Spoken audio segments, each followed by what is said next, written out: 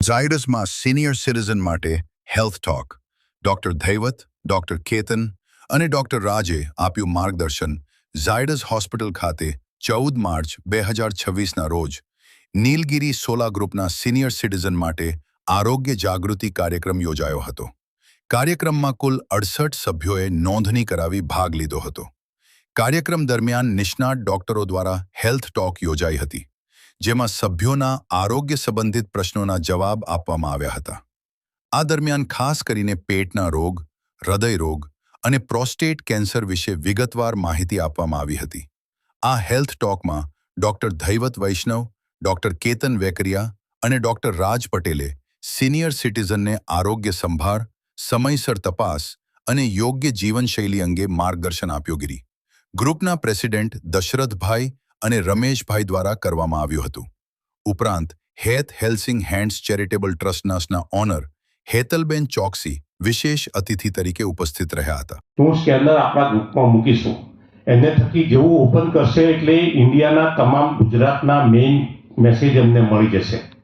તો એ બધા સ્કેન કરી લેજો. ના ખબર પડે તો મને ટ્રસ્ટ આપણે ત્યાં નીલગિરી ગ્રુપમાં મને મળવું, સ્કેન કરી આપીશ તારીખને. તો એ નમસ્કાર, જય હિન્દ, ભારત માતા કી જય. હું હેતલ પરીખ અમદાવાદથી. સાથે અમારી જોડે રમેશભાઈ છે અને આજે અમે ઝાયડસમાં એક હેલ્થ અવેરનેસનો પ્રોગ્રામ કર્યો, જેમાં અમારા દશરથભાઈ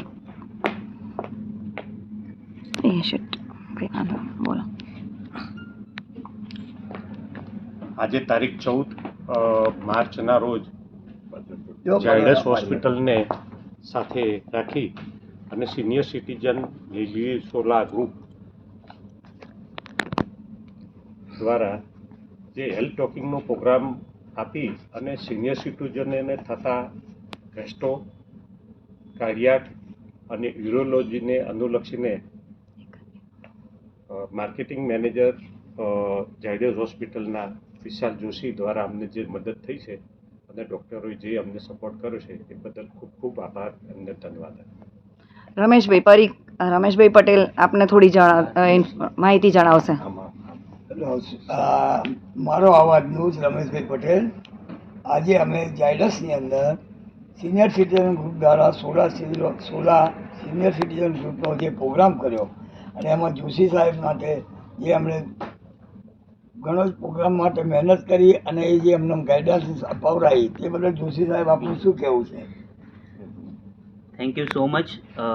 સોલાના સિનિયર સિટીઝન ગ્રુપ અને નીલગિરી ગ્રુપ આજે ઝાયડસ હોસ્પિટલમાં આવ્યા અને તે સર્વેને ગેસ્ટ્રોલોજી, કાર્ડિયાક ઉપર અને યુરો કેન્સરને લગતા માહિતી આપી, જેથી કરીને જેટલું જલ્દી આપણને સજાગ થઈએ એ રીતે prevention is better than cure જે આપણે કહેતા હોઈએ છીએ એને પૂરું પાડ્યું છે. ગિરીશભાઈ પટેલ, આપનું શું કહેવું છે?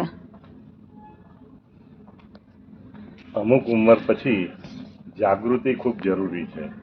તો આવા કાર્યક્રમો દ્વારા જાગૃતિ થાય અને એનાથી કયા ખોરાક લેવા, કયા ખોરાક ન લેવા એ માટે જાગૃત લોકો થાય અને એનાથી પોતે રોગથી બચી શકે છે. એટલે આવા જ કાર્યક્રમોની ખૂબ જ જરૂર હોય છે. દશરથભાઈ પટેલ, આપ કેટલા વર્ષથી કરો છો આ અવેરનેસના પ્રોગ્રામ્સ અને તમારું નીલગિરી સોસાયટી જે નીલગિરી ગ્રુપ છે એમાં શું પ્રવૃત્તિ થાય છે? આમ તો જોવા જાઉં તો હું ઓલરેડી હેલ્થ સાથે સંકળાયેલો વ્યક્તિ છું, પણ હું મારા રિટાયરમેન્ટ પછી અત્યારે મારો એક બ્રેકઅપનો સમય છે વચ્ચે, એ સમયે હું સિનિયર સિટીઝનોને જેટલું બને એટલું શક્ય આ ગ્રુપને હું વધારે લાભ થાય, ફાયદા થાય, ઉંમરને મેડિકલને એ બાબતે હું એમને છેલ્લા 1/1/2026થી આની મેં સ્થાપના કરેલી છે અને એક વર્ષમાં જેટલા બને એટલા શક્ય એટલા પ્રોગ્રામ આપીને લોકોને અવેરનેસ આપીશ એ હું ખાતરી આપું છું. તેમને હેલ્થ અવેરનેસના કાર્યક્રમની અંદર જે પણ આપણા ડૉક્ટરો દૈવત વૈષ્ણવભાઈ, કેતન વકારિયા, રાજ પટેલ અને આપણને જે માહિતી આપી એ બદલ પહેલાં તો એમનો ખૂબ ખૂબ આભાર. અને તમને જે પણ જાણવા મળ્યું જેથી તમે એલર્ટ રહો અને સારામાં સારી તમારી હેલ્થ રાખો એવું એ લોકોએ આપણને જે પ્રોગ્રામ આપ્યો એ બધા જાણી અને કદાચ નહોતા જાણતા એ પણ જાણી તે બદલ ખૂબ ખૂબ આભાર એમનો.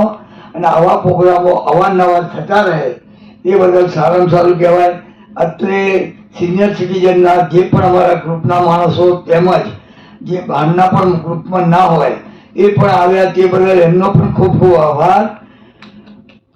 અને અમારા પ્રમુખ શ્રી દશરથભાઈ પટેલ જે અવારનવાર આ પ્રોગ્રામો કરતા રહે છે અને કરાવતા રહે અને એમને એટલો જ આનંદ મળે અને એટલું જ રિસ્પેક્ટ મળે તે બદલ એમને પણ આપણે ખૂબ ખૂબ આભાર આપી શકીએ.